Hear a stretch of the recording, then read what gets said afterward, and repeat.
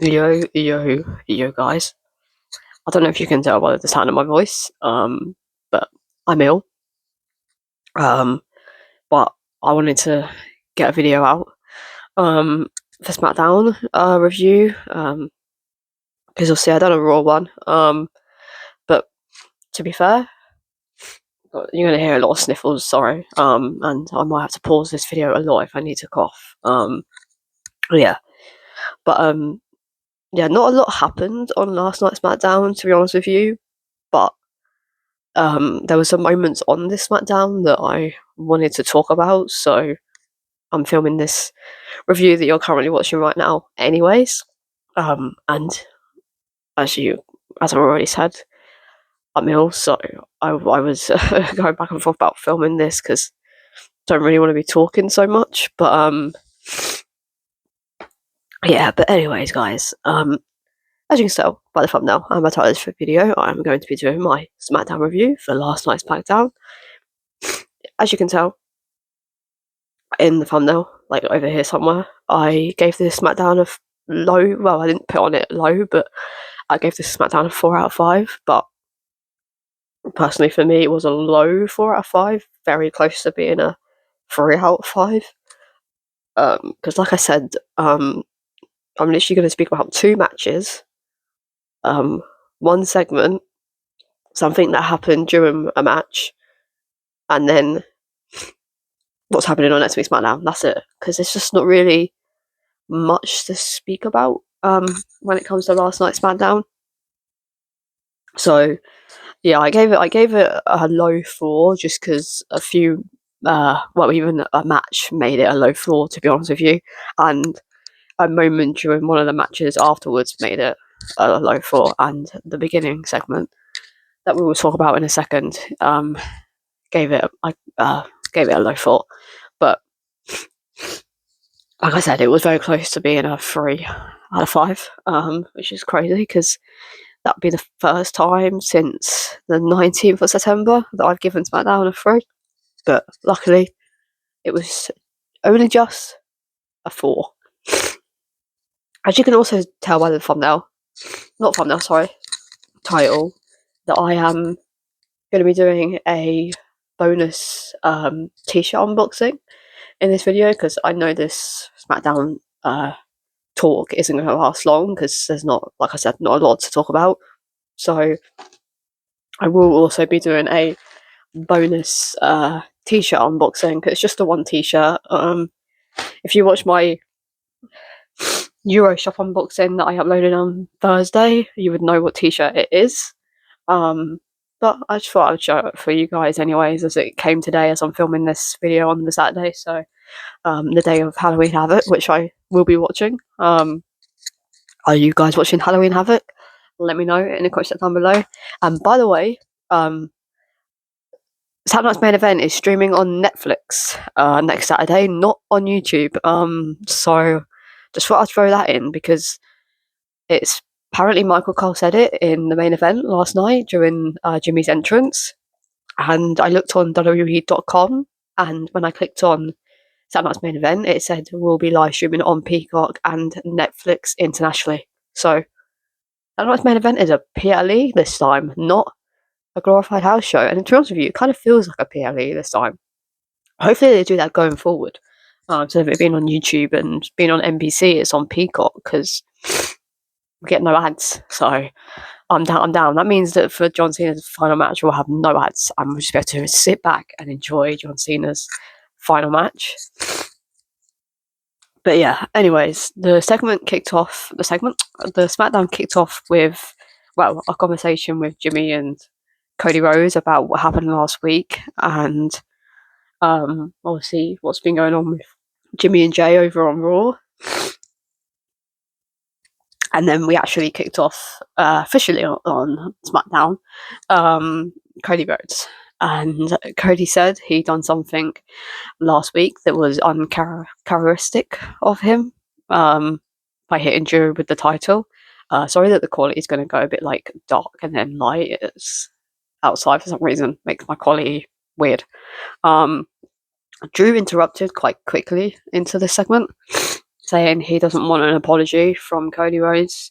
Said the crowd has been that brainwashed that no matter what Cody Rhodes does, we always will cheer him and be on his side.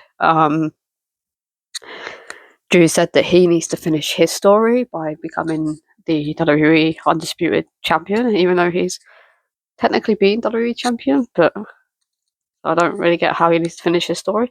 Because he has been WWE Champion, so yeah, I don't know. Said it was Jimmy who attacked Jacob because he's the black sheep of the family.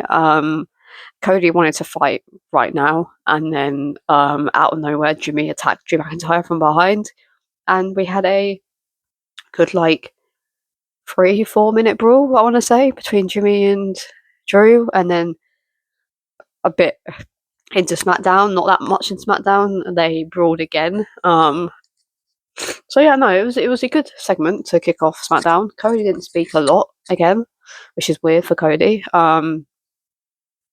But Drew made the segment better, and then the brawl that happened afterwards made it low 4 out of 5 for me, like a very, very low 4 out of 5 for me. But yeah, that was the beginning segment.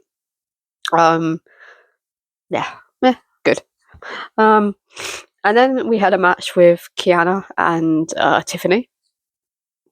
I'm not going to speak about the match itself because I didn't write anything down to do with that match because it's just something I didn't really want to talk about. But yeah, after the match, Julia and Kiana started to not brutally, but started to attack Tiffany.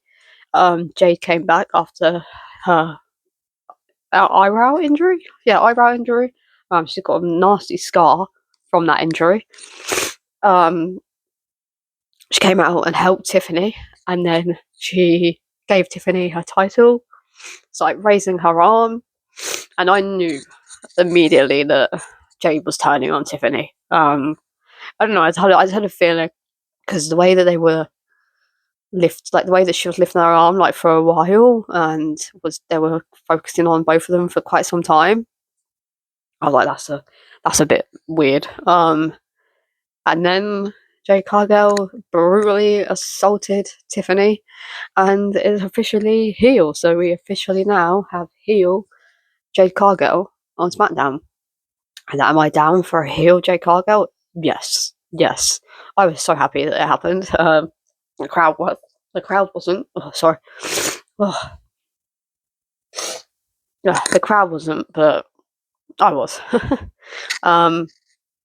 I will say now, we did get it announced that Jade Cargill will face Tiffany Stratton for the Women's Championship next Saturday at Saturday Night's Main Event. So we now currently have 3 championship matches on a Saturday Night Main Event. What? Okay, I'm down. But yeah, so Jade Cargill is now officially a heel, and like I've already said, I am so down to see where this goes. I'm gonna say now, I presume she's winning next Saturday because what was the point in her doing the whole interview after with Kathy Kelly saying that she's sick of being patient, it's about power, and then she loses, gets very close to winning again and then loses. So I feel like it is kind of obvious that Jade Cargill is winning unless we get a return or something happens that makes sense for Tiffany to retain. But I can see Jade Cargill winning next week, to be honest with you. Yeah, that's going to be interesting to see her title reign if she is to win the championship next Saturday. The next match we had on SmackDown was the US Open Challenge because Sammy was gifted the honour by John Cena to do the US Open Challenge, and now Sami Zayn is gifting the honour to Ilya Dragunov to do the Open Challenge. So thank God we are still getting US Open challenges weekly, even though Ilya is Sami's not a champion anymore. Ilya is. But we are still getting US Open challenges weekly, and I am so down for it. Yeah, so fucking down for it. Sorry, guys. Oh God, fucking hell. So yeah, we had Ilya Dragunov, and he did do a segment beforehand before anyone answered the challenge. Pretty much just spoke a bit about the ups and downs of his injury, and that he never gave up because that's not in his well-being to do that, or something along the lines of that. And then the man to answer the open challenge was none other than Alistair Black. And oh my god, I knew as soon as Alistair Black answered the US Open Challenge, I knew immediately we were in for a certified 5-star classic, and that's exactly what the fuck we got. Because this was a low 5 out of 5 match for me. I don't care what anyone says. This match absolutely banged, and I would watch that match every single week on SmackDown. Every single week for the rest of the year. Because that was fucking amazing. Like, absolutely amazing. God.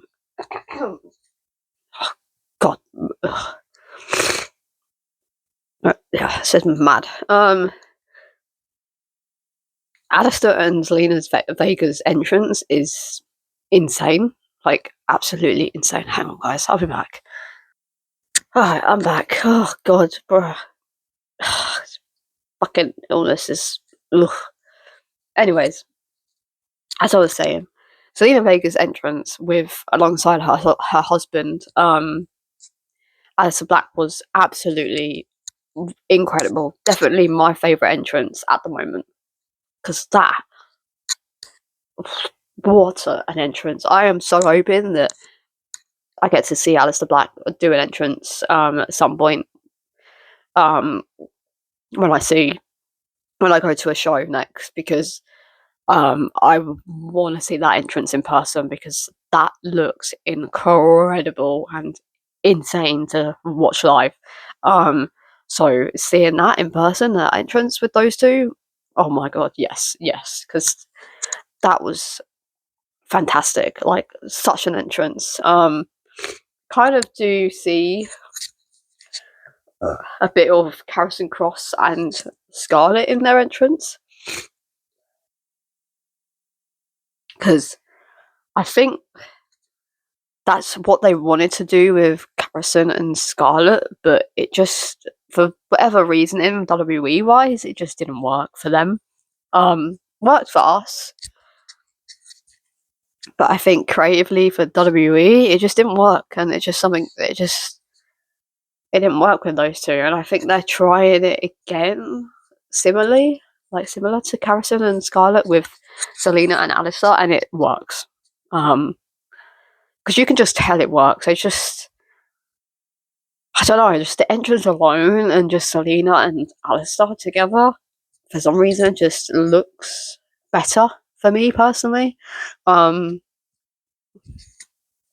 I was like a fan of Karrion's character, but I wasn't a fan of Karrion in the ring. Because I just think he didn't really know how to take bumps as such sometimes, and I just personally just didn't really enjoy him in the ring, but did love his entrances and the way that he can cut a promo and do segments was fantastic. But in ring wise, I wasn't the biggest fan. I'm not gonna lie, but I love Alistair, like, overall, like his character, his in ring work. He can cut a promo, not great, but he can. I just personally prefer Zelina and Alistair over Karrion and Scarlett. It's probably a little bit because they're quite like gothic, and I'm like into goths. Well, goth women, not men, but but I think it's because their characters are quite like gothic that I just drew to them. I don't know.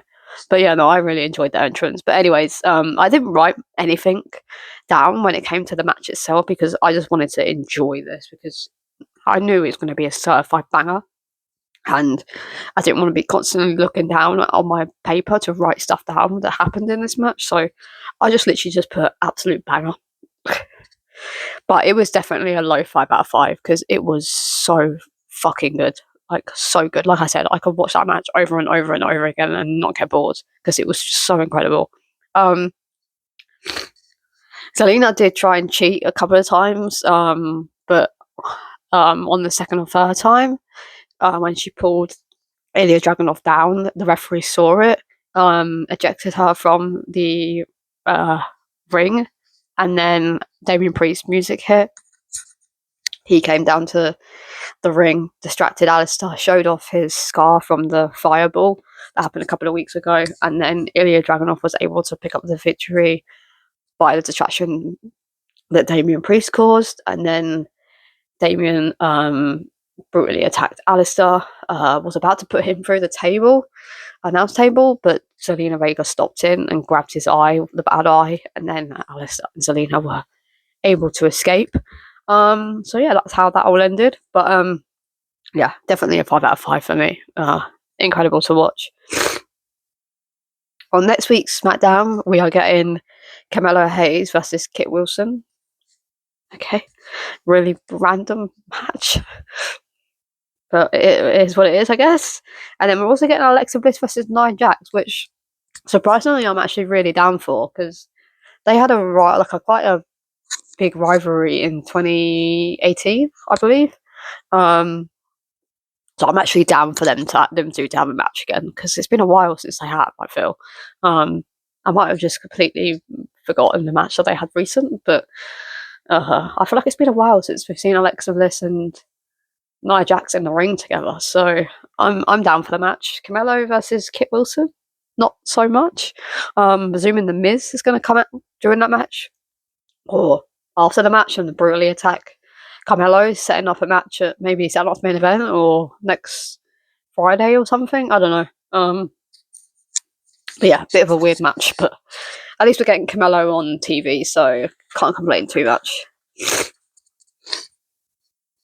But yeah, now we are on to the main event of SmackDown last night, and it was a no disqualification match between Drew McIntyre and Jimmy Uso. I gave it a high 3 out of 5 because I didn't think it was like as no disqualification as I thought it was going to be. Not much happened, really. Like a bit like got like better towards the end of the match, but yeah, I don't think it was that great. Jimmy brought out a table, which everyone loved, of course. McIntyre was dominating Jimmy for the majority of this match, to be honest with you. We had some chair shots by Drew. Jimmy destroyed Drew with the chair, not table. And then we got a Samoan drop into the table by Jimmy Uso. But McIntyre was able to pick up the victory by claymoring the shit out of Jimmy Uso. And then he grabbed the chair, put it around Jimmy Uso's neck, and tried to choke him. Cody came out for the save, got rid of Drew for a hot minute, and then Drew came out of nowhere and claymored Cody Rhodes, which probably means that Drew's losing next Saturday, because the person that seems to stand tall tends to lose, because that just normally how WWE logic works. The person that stands tall loses next Saturday. At PLE, sorry. But I don't know, because Jay Cargill, I guess, stood tall, but that was different because that was a heel turn. It wasn't a match that had already been made official, so that match was made official after that happened, so that don't technically count. But once a match has been made official and then the person stands tall, it tends to be the person that stands tall loses, and the person that's laid out wins. But I don't know. Hopefully WWE does it a bit differently, that we actually get surprised by Drew winning next Saturday, but I don't know if I see it, to be honest with you. I really don't. But anyways, I'll be back in a second, guys. Okay, I'm back. But yeah, that's how SmackDown ended, with Drew standing tall. Like I said, it was a low 4 out of 5. The the ending of this the main event match, made it like a low 4 out of 5. The Jade Cargill heel turn made it a low 4 out of 5. The beginning segment made it a low 4 out of 5. The US Open Challenge and that whole thing with Damien and Alistair made it a low 4 out of 5. But like I said, it was very close to being a high 3, but those moments that I've just said made it only just made it a low 4 out of 5. I did do a Saturday Night's Main Event prediction video, and I currently have one match correct, because I did predict that Drew McIntyre versus Cody Rhodes would happen at Saturday Night's Main Event, and that is happening. But I didn't get Jade Cargill versus Tiffany because I actually wasn't expecting that. So yeah, right. Let's get on and open the T-shirt that I got delivered today, because the SmackDown review is now done. Yeah, like I said, I did show this on my Euroshop unboxing video that I uploaded a few days ago, but I was like, you know what, I'll just add it on to this video, because I knew that this video wasn't going to be very long, because look, it's been 20 minutes and I'm already done speaking about SmackDown, so that's saying something about this SmackDown, really. But yeah, it has been delivered by Phonetics, but does look a lot better quality than the other Phonetic t-shirts that I got. Yeah, this one seems a lot better. It's like in a plastic bag than the other 3 t-shirts that I got. That I will link the Euroshop unboxing in the description down below, because you need to have a look at those, how bad those t-shirts were. But it didn't come in a plastic bag. They just came in the bag, like the start, and that was it. Not in another one to keep it protective.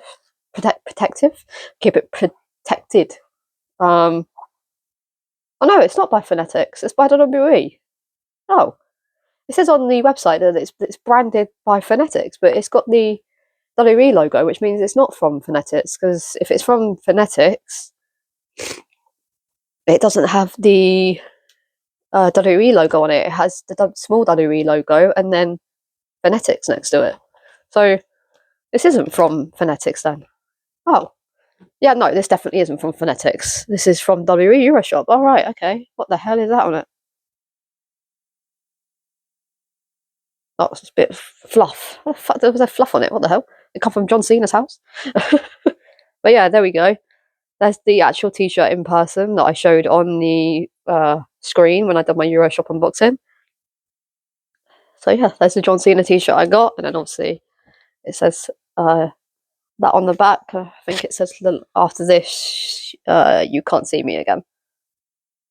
And then it's got the never give up on the side there, and then it's got the rise above hate on the side there.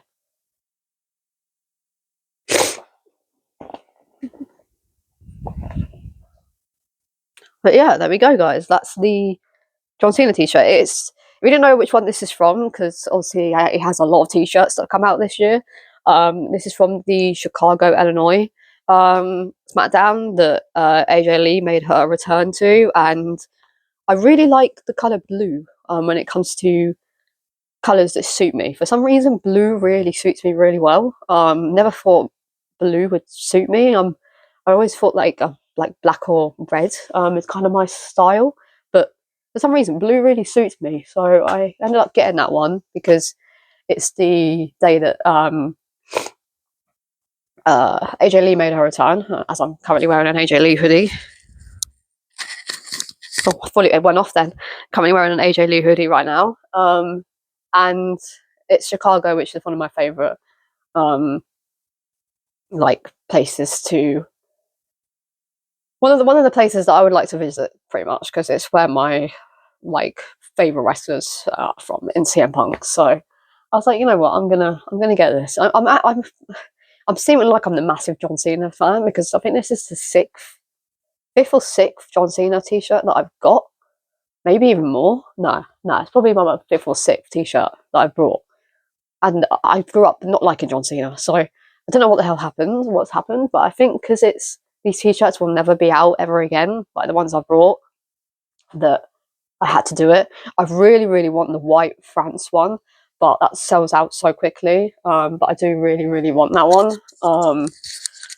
Because yeah, it looks really nice, like the design and everything. But yeah, I was going to order it, but it was only an extra large, and I'm very small, so that would drown me. Probably be the size of me.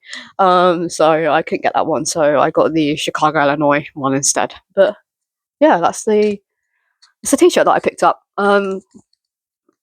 I do have a video coming out soon of AJ Lee merch, because it's all been shipped together, so I'll video all that when it comes, because it's coming all the way from America, so it won't be here for a bit yet. But yeah, I'll definitely do a video on that when it comes, because obviously I love AJ, and I bought everything, like all of her merch, apart from obviously the woman stuff, because that would just be weird getting that, because why would I want to buy that, because I'll never wear it.